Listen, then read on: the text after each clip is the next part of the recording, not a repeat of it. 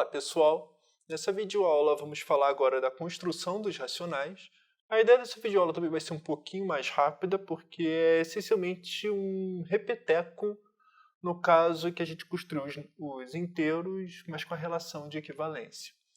Então, o que a gente vai fazer para fazer a construção dos racionais via teoria dos conjuntos? Ou seja, aumento o conjunto e faço uma relação de equivalência. Então, antes de começar essa construção, nós vamos precisar de um pequeno resultado, que eu deixei separado aqui, que é o seguinte. Se mn são dois inteiros não nulos, então m vezes n é não nulo, a multiplicação desses dois. A demonstração disso eu acho que é natural, vamos dizer assim, porque, por exemplo, se m é maior que zero e n é maior que zero, então m vezes n é maior que zero. Se m é menor que zero e n é menor que zero, então é só fazer vários casos e a gente demonstra isso aqui. Mas enfim, o que eu quero mesmo é a contrapositiva disso. O que diz a contrapositiva? Que, olha, se P implica Q, então não Q implica não P. Qual é o não Q aqui? Quer dizer que m vezes n é igual a zero. E o que é não P? Não P é o seguinte, eu estou dizendo que se m é diferente de zero e n é diferente de zero, o oposto disso é m é igual a zero ou n é igual a zero. Ou seja, para a multiplicação der zero, um dos dois tem que dar zero. Por que eu estou falando disso? Por causa da lei do corte, que diz o seguinte, se a vezes m é igual a vezes n com a diferente de zero, então m é igual a n.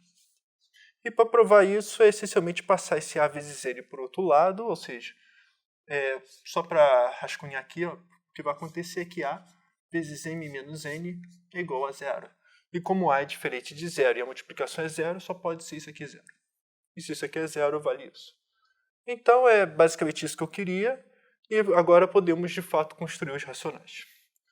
Então, quem é os racionais? Ó, primeira coisa, a gente quer que seja isso. Mas se a gente quer que seja isso, olha o que a gente trabalha naturalmente. M inteiro e n z estrela, ou seja, todos os inteiros não nulos. E o que a gente vai fazer agora, então, é considerar uma relação de equivalência, porque, por exemplo, eu quero que isso aqui não está unicamente bem definido nos racionais. Nem todo racional é quociente de dois inteiros de forma única. Por exemplo, 2 terços é igual a 4 sextos, que é igual a 6 nono e etc. E então, o que a gente vai fazer? Botar uma relação de equivalência. Que relação de equivalência? Essa aqui. Porque, olha só, vamos escrever aqui. Se a gente quer AB igual a CD, o que estamos permitindo é aquele cruzado, né? Então, que é AD é igual a BC. E o que a gente precisa fazer é provar que R é uma relação de equivalência. Só para vocês terem uma ideia, a gente fala que AB está relacionado a AB, isso já é uma das primeiras propriedades, é reflexiva, isso já é direto. A segunda propriedade é que se AB está relacionado a CD, então CD está relacionado a B. Isso aqui já é direto. O que a gente vai usar da transitiva, então eu vou escrever aqui, ó, CD está relacionado a EF, ou seja, se esse está relacionado a esse e esse está relacionado a esse, o que eu tenho que provar é que esse está relacionado a esse aqui. E para provar isso, o que eu tenho que provar? Eu tenho que provar que AF é igual a BC. Mas para provar que AF é igual a BC, então só vou fazer um rascunho aqui. Eu tenho que AD é igual a BC e eu tenho que CF, tá? C vezes F é igual a D vezes E. Então, essencialmente, a única coisa que eu tenho agora é multiplicar essas duas expressões. Então, o que eu tenho aqui? A, C, D, F é igual a B, C, D, E. Tá? Ou seja, o que eu quero provar é que AF é igual a BE. Tá? Então, AF igual a BE. O que eu preciso garantir é que CD ou vai ser igual a zero ou CD é diferente de zero. Mas, por exemplo, o D corta. Se o CD for diferente de zero, AF é igual a BE. Agora, se o CD for igual a zero, então implica que C é igual a zero, porque D é diferente de zero. Mas se C é igual a zero, então o A é igual a zero. Mas se o A é igual a zero e o E é igual a zero, então estão já relacionados. Então é basicamente essa a demonstração. Então eu precisaria da lei do corte para provar a transitividade. Mas enfim, depois disso tudo, nós temos os racionais, finalmente, que é isso aqui. Agora a gente também precisa chegar na construção dos racionais, né? Na construção das operações dos racionais. Então vamos lá. Primeira coisa que a gente vai precisar, eu acho legal sempre ter isso em mãos, todo número racional pode ser representado por AB com B maior que zero. Por quê? Porque se B for menor que zero, você faz menos A menos B. Ou seja, eu posso sempre supor que o denominador é positivo. Mas enfim, isso aqui já deixo como lema, depois eu uso isso, depois eu só falo, na verdade. E a definição é o seguinte: defina a soma dos racionais da seguinte forma. AB mais CD é igual a AD mais BC, BD. Dessa forma aqui em que eu boto a relação de equivalência com uma barrinha, ou seja, o representante, eu pego um AB, o representante e boto a barrinha de sempre. O que eu estou dizendo para vocês é que AB mais CD vai ser igual a AD mais BC dividido por BD. A soma que a gente conhece. O que a gente vai precisar fazer é provar que a soma está bem definida. Mas para provar que a soma está bem definida, é o que a gente fala, é continha padrão. Se eu trocar CD por EF, em que vale aquela relação de equivalência, eu tenho que fazer AB mais EF dessa forma e provar que é equivalente a... Ou seja, eu teria que depois provar que A vezes F mais... Caramba, cadê você?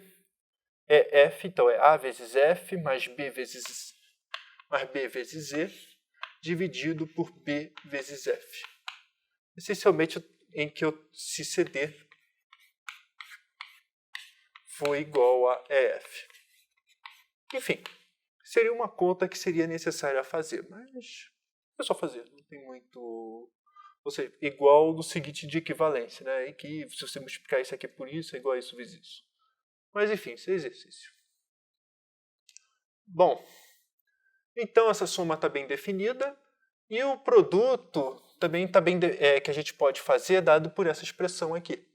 ABCD multiplica termo a termo. E também está bem definido. Então, no fundo, vai usar a lei do corte até dizer chega aqui. Né? E uma notação agora, finalmente, A sobre B, que é uma notação ótima.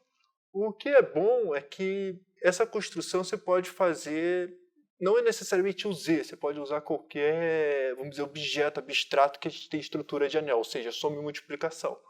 Mas o que vale a pena é que agora temos essa notação boa. E o que acontece é que o Z está dentro de Q via essa aplicação, N indo para N sobre 1.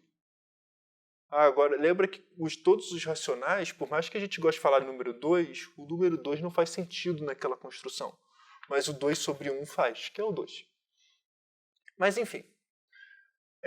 O grande teorema, vamos dizer assim, que é o resultado que a gente vai...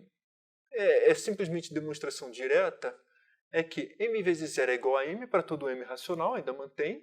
M mais vale a comutatividade tanto da soma quanto da multiplicação. Acho que já sai direto ali dos inteiros. A mesma situação da multiplicação, associatividade. Distributividade, em que a conta é feita literalmente A sobre B, C sobre D, E sobre F e somar tudo e usar todas as distributividades dos inteiros. Também continua a valer isso. M vezes N é igual a zero implica que M é igual a zero ou N é igual a zero. Na verdade, a demonstração disso é muito mais fácil agora com os racionais, porque, por exemplo, se M é diferente de zero, então existe 1 sobre M. O que é 1 sobre M? É um número, e é único, né? É um número em que multiplicado por M dá 1.